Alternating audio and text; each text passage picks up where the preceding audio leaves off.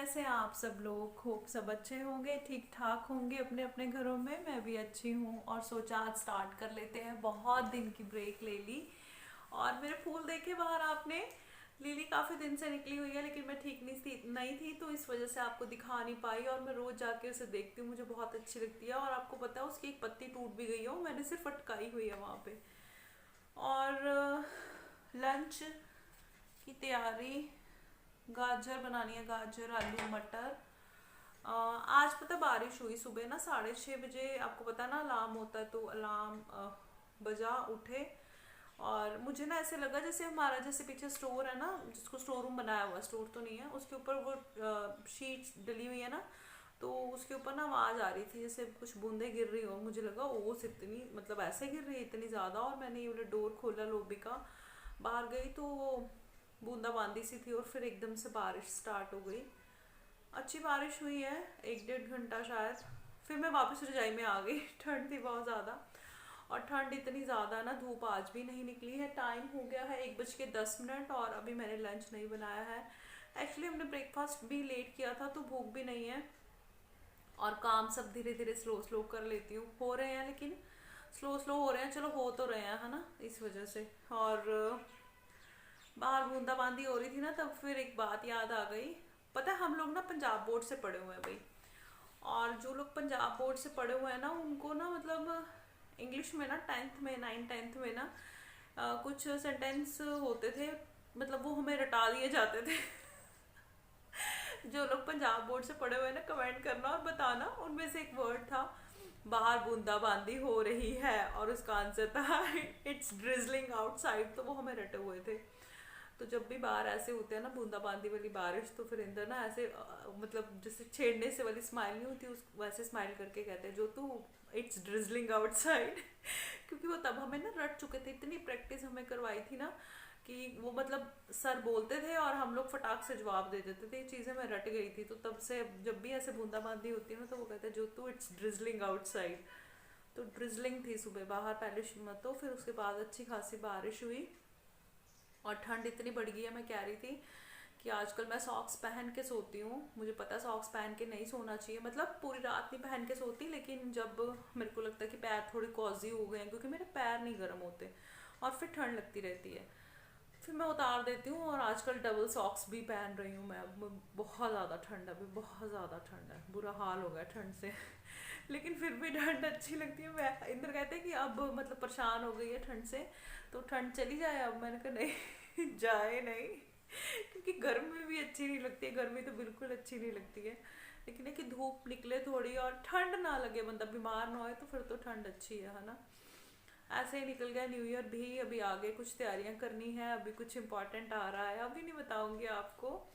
लेकिन आज मैं बच्चों से बात कर रही थी क्या है कैसे करना है, तो कनेक्टेड रहेंगे वीडियोस के साथ तो आपको पता चल जाएगा। अभी कुछ दिनों में कुछ है हमारे घर में, तो उसकी तैयारियां भी करनी है। उससे पहले लंच बनाएंगे, गाजर आलू मटर, सर्दियों में यही सब्जियां होती हैं ना। और देखेंगे मक्की की रोटी, अगर वैसे तो इसके साथ अच्छी लगती है, वैसे खाते हैं कुछ लोग है ना, अच्छी लगती है, लेकिन देख लेंगे मक्की की रोटी बनानी है या फिर कनक की रोटी बनानी है। पहले सब्जी तो बन जाए।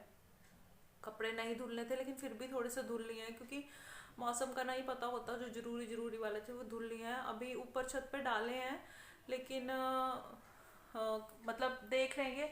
अभी मेरे को पहले ऐसे लग रहा था कि छत पे नहीं डाले जाएंगे, लेकिन अभी ऐसे लग रहा है कि डाल सकते थे, तो फिर डाल दिए हैं। थोड़ी देर बाद स्टैंड अंदर कर लूँगी और लॉबी में डाल दूँगी, क्योंकि फिर ढेर लगाने का भी कोई फ़ायदा नहीं, क्योंकि मौसम ऐसा ही चल रहा है। कितने और स्टोर करते रहेंगे ना गंदे कपड़े, तो नहीं कर सकते हैं। जो धीरे धीरे से काम हो जाए वो ठीक है। तो चलिए अभी पहले लंच की तैयारी कर लेते हैं, क्योंकि इट्स टू लेट, 1:15 हो गया है। तो जी यहाँ पे मेरी सब्ज़ी जो है गाजर आलू मटर की वो बन चुकी है, रेडी हो चुकी है। अभी मैं इसमें डालूँगी धनिया। किसी टाइम पे हमें ये सब्ज़ी बिल्कुल पसंद नहीं थी। मैं झगड़ा करती थी मम्मा से जब ये सब्ज़ी बनती थी, और धनिया से तो मुझे नफ़रत थी ना। कैसे वक्त बदल जाता है और जो चीज़ें पसंद ना हो वो भी हम अपनी खुशी से करते हैं ना। अब यही सब्ज़ी मुझे बहुत टेस्टी लगी थी, बहुत अच्छी बनी थी, सब ने उँगलियाँ चाट के खाई थी। बनी ही बड़ी स्वाद थी एक्चुअली है ना।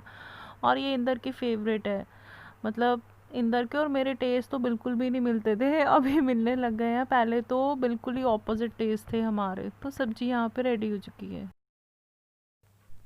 तो सब्जी रेडी होने के बाद में ही बाहर एकदम से बादल घिर गए थे और कपड़े में फटाफट से ऊपर से ले आई थी। सर्दियों में और बरसातों में ऐसा ही होता है, कभी ऊपर डालो कपड़े छत पे, कभी नीचे स्टैंड पे।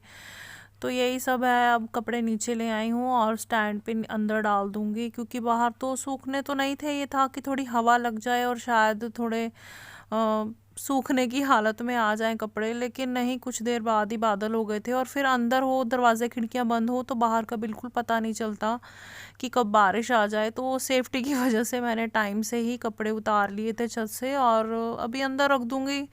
आज सूख जाएंगे, नहीं तो फिर कल सूख जाएंगे। वैसे ना ये बिना मतलब के काम ना गिनती में कभी भी नहीं होते हैं। मतलब कितनी बार हम कपड़ों को ऊपर नीचे करते रहते हैं, चीज़ों को उलट पलट करते रहते हैं। ये हमारा काम तो है, लेकिन ये गिनती में कभी भी नहीं आता और ये चीज़ें थका देती हैं। अगर इसके बाद अभी धूप निकल जाती तो मैंने फटाफट से स्टैंड से कपड़े उतारने थे और छत पे फिर डाल आने थे। खैर धूप तो नहीं निकली थी, लेकिन ये काम ना कभी भी फ्री नहीं रहने देते और देखा जाए तो गिनती में भी नहीं होता। और इसके बाद हम लोगों ने लंच किया था और धूप तो नहीं निकली थी, फिर दोबारा से रजाई में घुस गए थे, क्योंकि सर्दियों में ऐसे ही होता, धूप निकले तो धूप में बैठ जाओ, नहीं तो फिर रजाइयाँ ही होती हैं सहारा। और आजकल तो इतनी ठंड पड़ रही है कि बिस्तर मतलब झाड़ के बेडशीट वगैरह बिछा के फिर से रजाइयाँ खुल जाती हैं। मतलब मेरी रजाइयाँ तो कितने दिन से तय भी नहीं लगी हैं, क्योंकि धूप अच्छे से निकल नहीं रही है, तो रजाइयाँ खुली ही रहती हैं बेड पे। Welcome back. अभी मैंने आटा गूंदा है रात के लिए और लंच के बाद घुस गए थे रजाई में, क्योंकि ठंडी बहुत है बाहर, क्या करना है, बहुत ज़्यादा ठंड है। और ना सब खिड़कियां दरवाजे बंद हैं और मैं इंदर को फिर भी कहती हूँ ठंड है ठंड है ठंड है।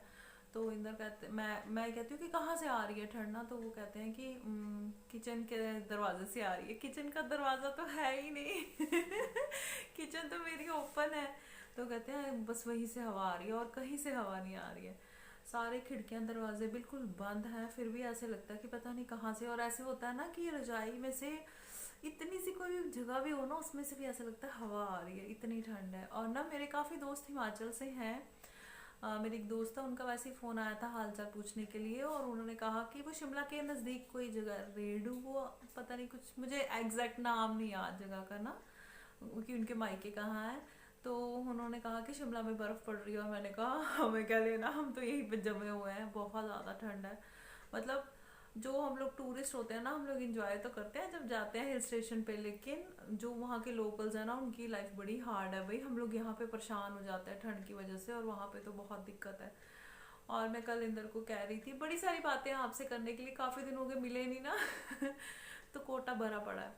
और मैं कल कह रही थी इंदर से कि ना पता नहीं लोग कैसे जाते हैं इतनी ठंड में हिल स्टेशन में। तो उन्होंने बड़े अजीब तरीके से मेरी तरफ देखा और कहा हाँ हाँ तू तो कभी गई नहीं एक्चुअली जब जाना हो ना तो एनर्जी अपने आप से आ जाती है, जब घर में ही रहना हो तब फिर वो एनर्जी लो भी रहती है, और ऐसे होता है कि हमने कहाँ जाना है, यहीं रहना। और वैसे भी रजाइयों में ठंड लगती है, एक बार आप पैक होके अच्छे से कपड़े पहन के बाहर निकल जाओ फिर नहीं लगती ठंड, फिर घूम लेते हैं। और अभी नहीं जाना है तो हमें ऐसे कि नहीं बड़ी ठंड है बड़ी ठंड है, लेकिन जब जाना हो ना तो अपने आप से फिर एनर्जी आ जाती है और अच्छा भी लगता है, फिर नहीं कोई ठंड ठंड लगती। घूमे हम भी बड़ा बर्फों में, है ना।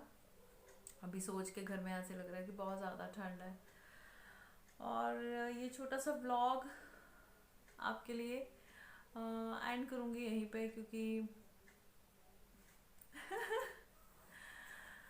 तो चलिए मिलते हैं कल एक नई वीडियो के साथ, नई बातों के साथ।